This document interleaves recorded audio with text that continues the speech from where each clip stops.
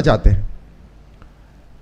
प्रियंका वाड्रा जी आज राजस्थान आ रही हैं और ये ऐसी हस्ती हैं जो एक मुख्य परिवार से हैं कांग्रेस में। ये परिवार ही चलाता है उस पार्टी को। ये परिवार जो कहता है वो इस पार्टी के लिए बहुत महत्वपूर्ण हो जाता है। इनकी पूरी राजनीति उसी परिवार से चलती है, दिशा निर्देश उसी परिवार से आते हैं। और ये जब नारा देती हैं, लड़की मैं लड़की हूं, लड़ सकती हूं, अपने आप में बहुत महत्वपूर्ण नारा है, लेकिन फिर उसके पीछे इनका खोखलापन दिखाई देता है। और मैंने तो एक नई चीज देखी कि महिला सुरक्षा के अंदर गिद्ध राजनीति हो रही है।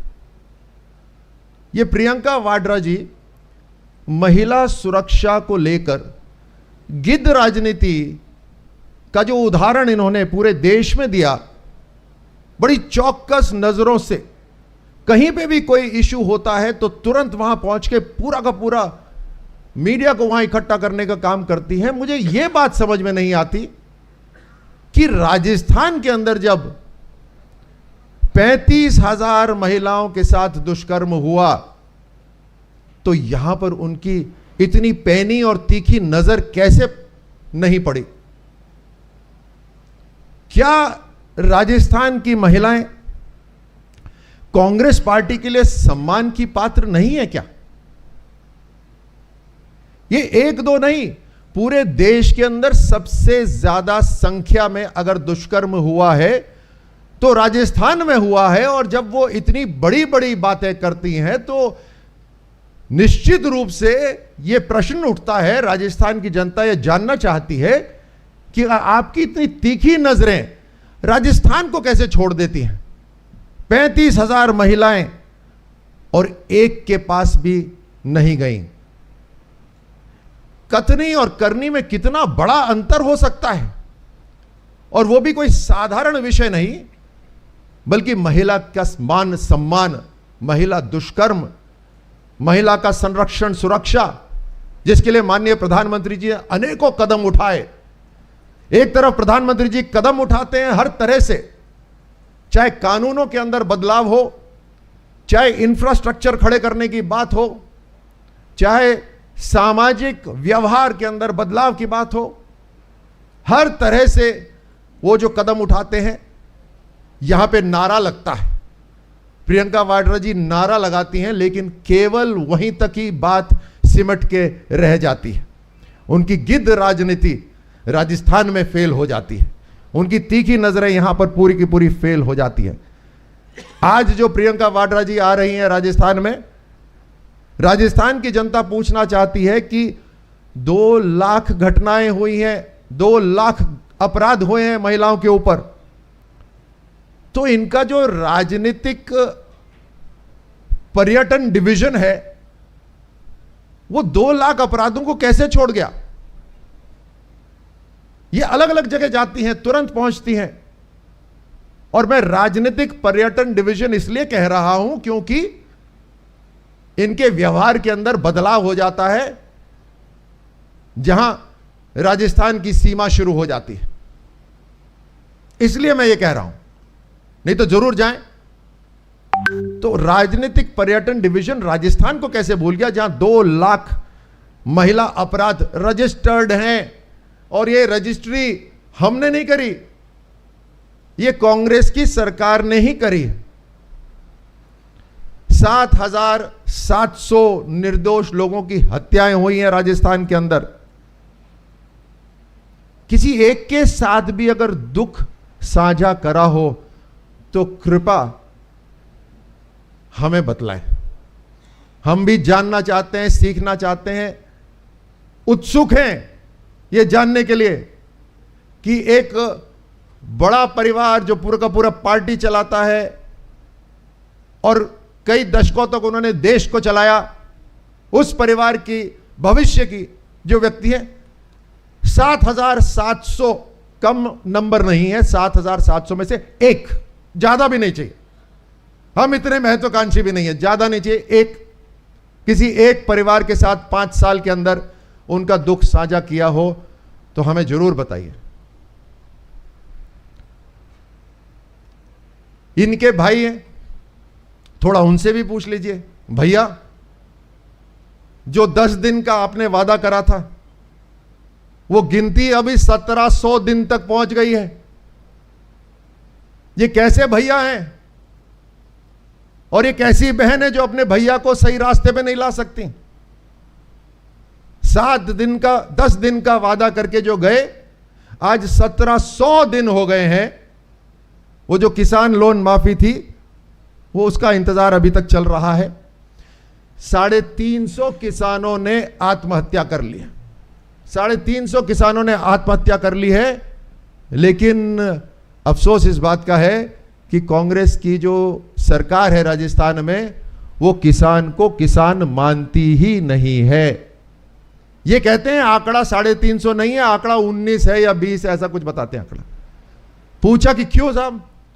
बोलते खेत में काम जरूर करते हैं, लेकिन जमीन उनकी नहीं है तो किसान नहीं है। ये मेरे को परिभाषा तो बड़ी जबरदस्त लगी कि किसान खेत में काम कर रहा है लेकिन जमीन उसकी नहीं है, इसलिए हम उसको किसान नहीं मानते। उसने जो आत्महत्या करी वो किसान में गिनती नहीं होगी, वो एक लेबर फोर्स में गिनती होगी। मतलब लेबर फोर्स की भी आत्महत्या इनके लिए कोई मायने नहीं रखती।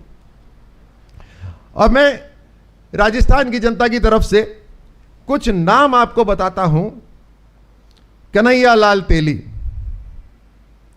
हरीश जाटव, योगेश जाटव, योगेंद्र जाटव, कृष्णा वाल्मीकि, रतनलाल सोनी, आदर्श तापड़िया, चिरंजी लाल सोनी।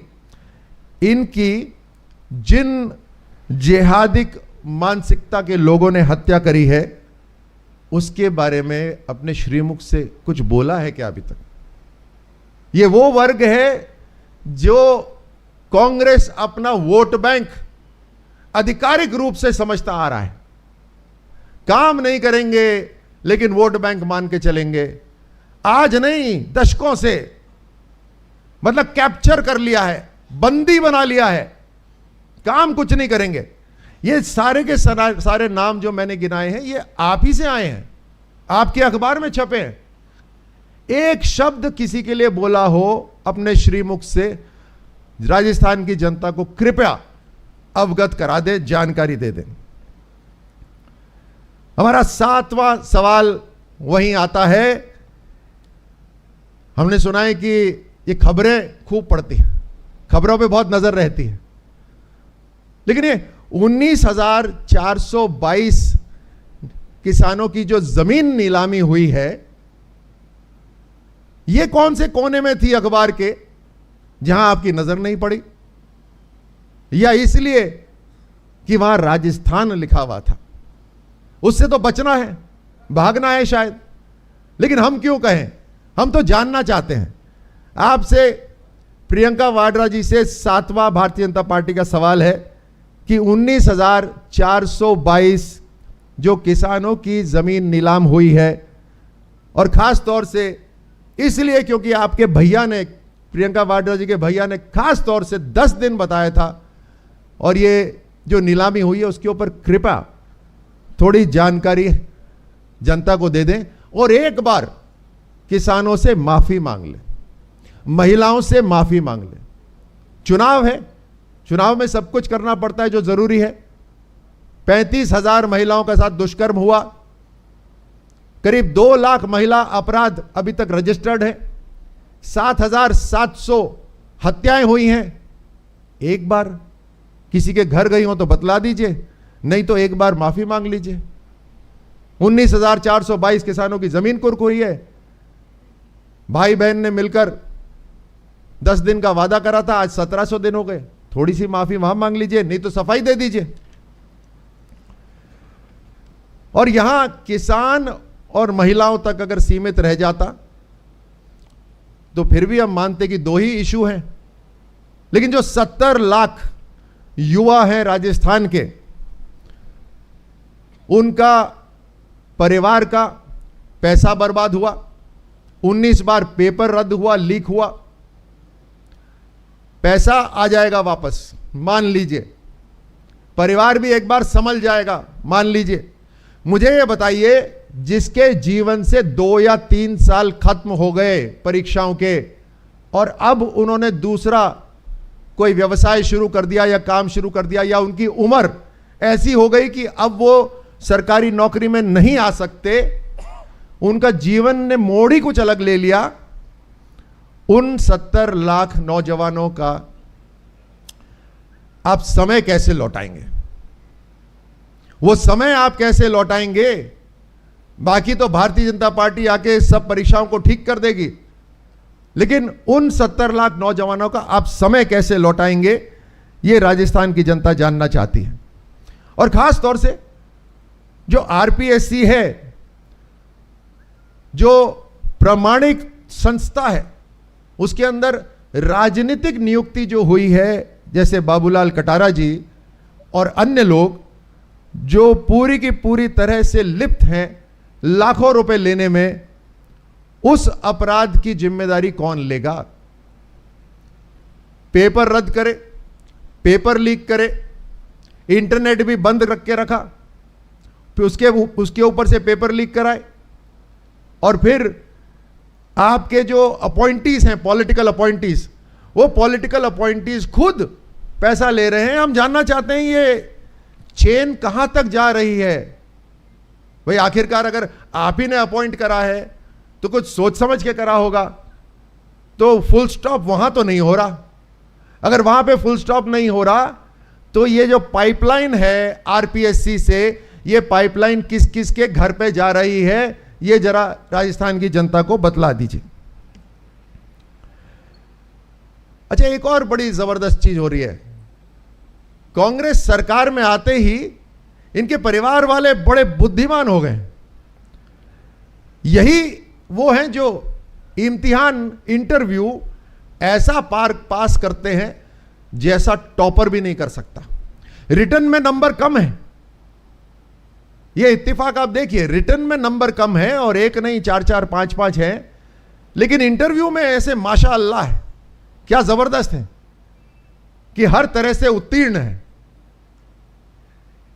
ये कौन सी एकेडमी है? और इस एकेडमी के प्रोफेसर क्या अशोक गहलोत साहब हैं?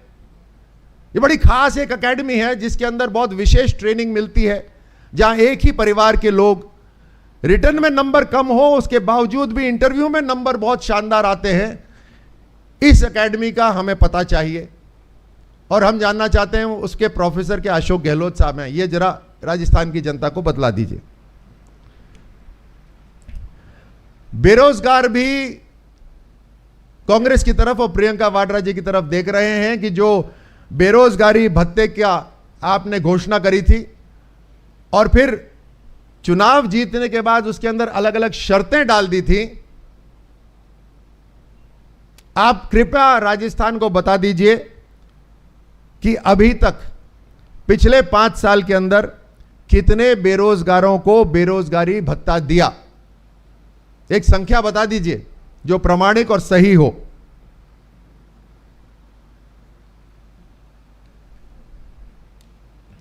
इन्हीं के मंत्री, इन्हीं के विधायक, इन्हीं की सरकार के ऊपर आरोप उठाते हैं, बार बार वो आरोप लगाते हैं इनकी सरकार पर।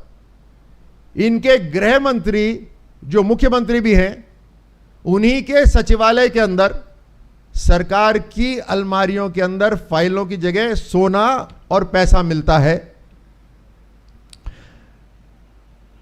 राजस्थान को इस लूट से प्रियंका वाड्रा जी कैसे बचाएंगी?